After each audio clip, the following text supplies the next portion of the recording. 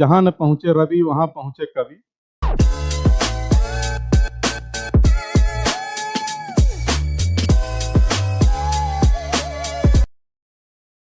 संत कबीर विद्यापीठ PG college के YouTube channel के माध्यम से हम लोग इस समय छंदों का अध्ययन कर रहे हैं।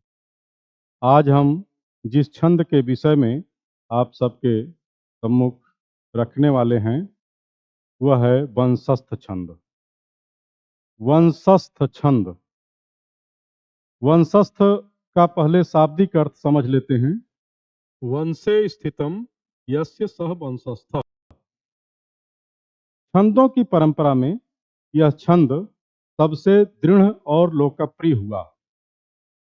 हमारे सभी कवियों ने प्रायः अपने रचनाओं में, अपने ग्रंथों में वंशस्थ छंद को बहुत डूब करके लिखा है।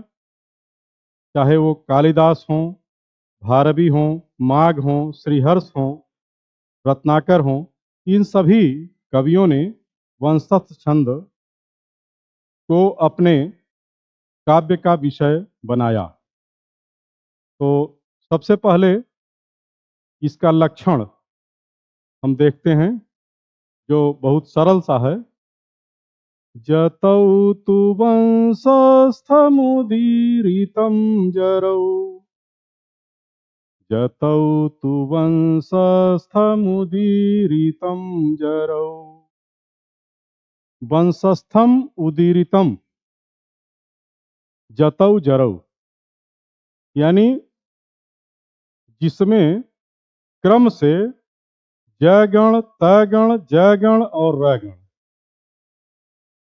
यानी ये चार गण क्रम से आवेंगे, उसको वंशस्थ छंद कहा जाएगा। अब जैसे ही जतौ जरौ कहा जाए तो आपको जगण, तगण, जगण और रगण ये समझ में आ जाना चाहिए। पूर्व में भी इसके बारे में बताया जा चुका है। हमने एक सूत्र बताया था जिससे गणों को विभाजित किया जाता है। वो 10 अक्षर का एक सूत्र है, यमाता राजभान तलगा। पहले आप जान चुके हैं इसके बारे में। तो जगण जब कहा जाएगा तो इसका मतलब है जय भा न। तगण कहा जाएगा तो ता रा जय। फिर रगण कहा जाएगा तो रा जय भा। ये आपको पहले से जानकारी है। इसके साथ ही आज मैं इन गणों की पहचान के लिए एक और सूत्र बताता हूं। एक श्लोक है, यहाँ पर दिया गया है। यह श्लोक है, मास्त्रिगुरुस्त्रिलघुश्च नकारः भादिगुरुः पुनरादिलघुर्यः जो गुरुमध्य गतोरल मध्यः सोन्त गुरुः कथितोन्त लघुस्तः। अब इसमें जो 4 चरण हैं, इसमें हर एक चरण में दो दो गणों के विषय में बताया गया है। मस्त्री गुरु, मैं गण उसे कहेंगे जिसमें तीनों गुरु वर्ण होंगे। त्रिलघुश्च नकारः, और न गण में तीनों लघु होंगे। भादि गुरु, भय गण में आदि गुरु माने पहला गुरु होगा और बाकी दोनों लघु होंगे। पुनरादि लघुर्य, र गण में आदि लघु होगा, बाकी दोनों गुरु होंगे। जो गुरु मध्य गतो, फिर जय गण में गुरु अक्षर बीच में होगा और पहला और तीसरा ऑटोमेटिक आप समझ गए कि जो है जब मध्य में गुरु हो गया तो बाकी दोनों लघु हो गए। र ल मध्य, र गण में र ल माने र गण में लघु होगा, मध्य मध्य वाला लघु होगा और पहला और तीसरा वो जो है ये क्या हो गया, लघु हो गया, तो बाकी दोनों गुरु हो गए। तोंत गुरु, फिर स गण में अंत में गुरु होगा, पहला दूसरा लघु होगा। कथितोंत लघुस्तः, और त गण में अंत में लघु होगा, पहला दूसरा गुरु होगा और बाकी जो है अंतिम में वो लघु होगा। तो अब इन दो विधाओं से, एक तो यमाता राजभान सलगा से और दूसरा जो है इस श्लोक के द्वारा भी आप गणों को ठीक से जान पाएंगे। इस छंद में या आगे भी जितने छंद हम लोग पढ़ेंगे उसमें गणों के जानकारी बहुत आवश्यक है, क्योंकि जितने भी लक्षण दिए गए हैं सब में गणों की पहचान करना आवश्यक होगा, तभी आप जो है उसके रचना को समझ पाएंगे। तो अब जैसे इसमें वंशस्थ में आप ले लीजिए, इसका लक्षण हमने बता दिया, जतौ तु वंशस्थ मुदीरितम जरौ। तो इसमें जो है जय गण जो गुरु मध्य गतः जय भान, ये हो गया लघु गुरु और लघु। तगण अंत लघुस्तः ताराजय, ये दोनों जो है शुरुआत में वो हो गए गुरु और अंतिम वाला हो गया लघु, अंत लघुस्तः। जगण में जो गुरु मध्य गतः, मध्य में गुरु होगा, बाकी दोनों ये लघु होंगे। रगण में रल मध्य, इसमें बीच में लघु होगा और पहला तीसरा वो गुरु होगा। ये बात समझ में आ गई। अब इसको जो है जतौ जरौ, इस क्रम में इस वंशस्थ छंद में 4 गण आएंगे और जैसा कि एक गण में 3 वर्ण होते हैं तो चारों को मिला करके 12 वर्ण इसमें प्रत्येक चरण में होंगे। इतनी बात आपको मैं समझता हूँ ठीक प्रकार से समझ में आ गई होगी। और देखिए, समझ में तो अभी आ जाएगा, लेकिन जब आप निरंतर अभ्यास करेंगे तभी ठीक प्रकार से इन सभी छंदों को आप समझ पाएंगे। अब हम उदाहरणों पर चलते हैं। तो जैसा हमने बताया कि प्रायः सभी महाकवियों ने वंशस्थ छंद को अपने ग्रंथों का विषय बनाया है। तो सबसे पहले महाकवि भारवी ने अपने किरातार्जुनीयम में शुरुआत ही जो प्रथम सर्ग है, क्रमशः जो है उसमें संपूर्ण सर्ग उन्होंने इसी छंद में लिखा। शुरुआत भी यहीं से किया, तो मैं भी वहीं से शुरू करता हूं उदाहरणों को। भारव के किरातार्जुनीयम का जो पहला श्लोक है, जिसको मंगलाचरण कहा जा सकता है, उसको भी वंशस्थ छंद में उन्होंने लिखा है। श्रियः कुरुणामधिपस्य पालनीं प्रजासु वृत्तिं यमयुं तवेदितुम् सवर्णिलिंगी विदितः समाययौ युधिष्ठिरं द्वैत वने वनेचरः।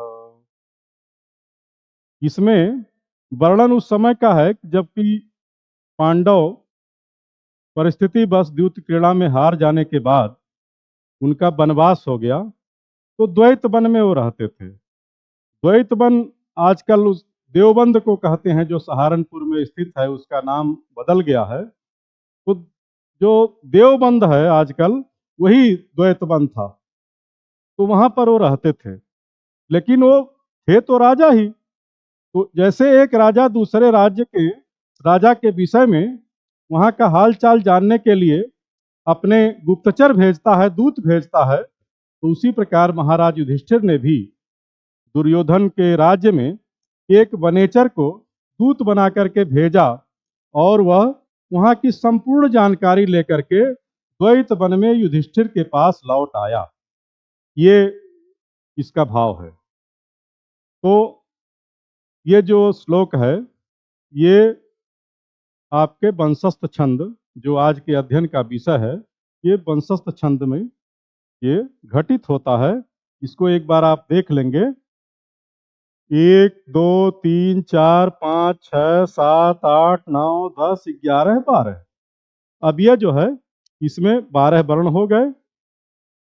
इसको अलग अलग देखेंगे तो श्रियः कु ये हो गया, रूड़ा म एक हो गया, धीपस्य एक हो गया और पालिनी एक हो गया। ये चार जो है गणों के साथ इसमें लक्षण जो है वो घटित होते हैं। जतौ तु वंशस्थ मुदीरितम जरौ, जतौ जरौ, इसमें क्रम से ये 12 वर्ण आए हुए हैं। इतना आपको समझ में आ गया होगा। एक और उदाहरण आप सबके सम्मुख रखता हूं, जो कि भर्तृहरि के नीति शतक का है और बहुत प्रसिद्ध श्लोक है। पूर्व में महाकवि कालिदास ने भी इसको लिखा है।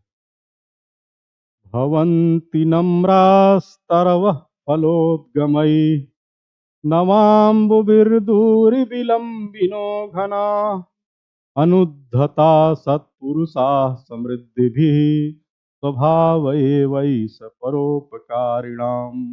जो वृक्ष होते हैं जब वो फल से लद जाते हैं तो झुक जाते हैं।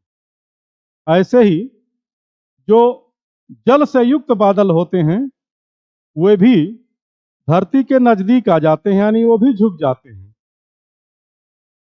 सत्पुरुष भी समृद्ध होने के बाद भी वो उद्धत नहीं होते, वो शांत रहते हैं। परोपकारियों का स्वभाव ऐसा ही होता है। भवन्ति नम्रास्तरवः फलोद्गमैः नवाम्बुभिर्दूरिविलम्बिनो घना अनुद्धता सत्पुरुषा समृद्धिभिः स्वभावैवैष परोपकारिणाम। ये जो है, अब इसके भी वर्णों को हम गिनेंगे। 1 2 3।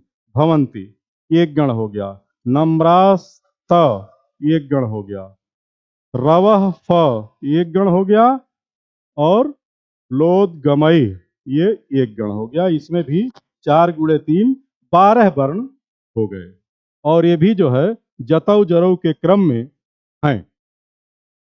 फिर आगे हमने शुरुआत में कहा था कि श्रीहर्ष आदि कवियों ने भी इसका ठीक प्रकार से वर्णन किया है। और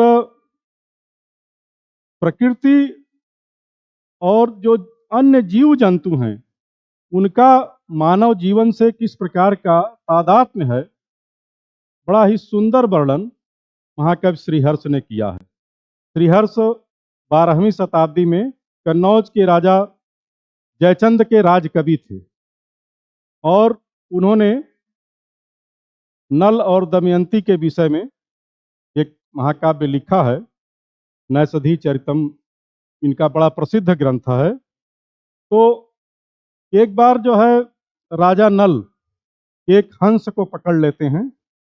तो अब वो हंस पक्षी है, वो उसकी भाषा कवि ही समझ सकता है। जैसा कहा गया है कि जहां न पहुंचे रवि वहां पहुंचे कवि। तो श्रीहर्ष ने भी उस हंस उस हंस ने क्या कहा राजा से, इसका एक वर्णन किया। मदेक पुत्रम जननी जरातुरा नव प्रसूतिर्वरटा तपस्विनी मतिस्तयोरे सजनस्तमर्दयन अहो विधे त्वाम करुणारुणद्भि। ये जो है वो कहता है कि मेरा एक नवजात शिशु है, बच्चा है, और मेरी माँ अत्यंत वृद्ध है। नौ प्रसूति मेरी पत्नी भी जो है घर में है। कुल ही 3 प्राणी हैं। मैं ही एक ऐसा हूँ जो परिवार का देखभाल करता हूँ, भरण पोषण करता हूँ। आप यदि मुझे मांस के लिए पकड़ लेंगे तो मेरा तो सारा गृहस्थ नष्ट हो जाएगा। इसलिए मेरी विनती है कि आप मुझे छोड़ दें। इस प्रकार से वो हंस राजा से कहता है। इस श्लोक में भी वंशस्थ छंद का लक्षण घटित होता है। श्रीहर्ष का ही एक दूसरा जो छंद है जो वंशस्थ में है, इसको भी मैं रखता हूं, जिसमें किस प्रकार से प्रकृति के साथ साक्षात्कार किया गया है। हमारी भारतीय संस्कृति में अनादिकाल से ही प्रकृति को कभी निर्जीव नहीं माना, और वनस्पतियों में जीवन की खोज तो जगदीश चंद्र बोस ने 1901 में किया, लेकिन हजारों वर्ष पहले हमारे जो ऋषि मुनि थे, हमारे जो विद्वान थे, उन्होंने प्रकृति को मानव की सहचरी माना। तो बड़ा ही सुंदर ललित पद्य एक है इस वंशस्थ छंद में, जिसको श्रीहर्ष ने लिखा है। नवालता गंधवहेन चुंबिता करम्बितांगी मकरंद सीकरै दिशा नृपेण स्मित शोभिकुंमला दरादराभ्याम दर कंपिनी पपे। इस प्रकार का वर्णन किया है। इसमें भी आप देखेंगे कि जतौ जरौ के क्रम में 12 वर्ण आते हैं। नवाल, ता, गंध, वहेन और चुंबिता। ज तौ जरौ, जगण, तगण, जगण और रगण, ये हो गया। फिर अंत में मैं आपके सम्मुख भारवी के किरातार्जुनीयम से ही एक श्लोक मैं लेता हूं। व्रजन्ति ते मूढ़धियः पराभवम् भवन्ति माया विषयेन मायिनः प्रविश्य हि घ्नन्ति सठास्तथा विधान असंवृतांगा निशिता इवेशवः। इसमें भी जगण, तगण, जगण और रगण। व्रजंती एक हो गया, ते मूढ़ धियम और राभवम। इस प्रकार से 4 गणों में 4 गुणे 3 12 वर्ण इसमें भी प्रत्येक चरण में आएंगे। तो इस प्रकार से आपने समझा कि वंशस्थ छंद में प्रत्येक चरण में जगण, तगण, जगण और रगण के क्रम से 12 वर्ण आते हैं। चारों वर्णों में 12 गुणे 4 यानी 48 वर्ण इस छंद में होंगे। उसको आप वंशस्थ छंद कहेंगे। मैं समझता हूँ कि अनेक उदाहरणों के साथ और जो उसका लक्षण हमने बताया और वर्णों की गणना बताया, आप वंशस्थ छंद को ठीक प्रकार से समझ गए होंगे। आगे फिर अन्य जो छंद हैं उसको हम रखते हैं। धन्यवाद।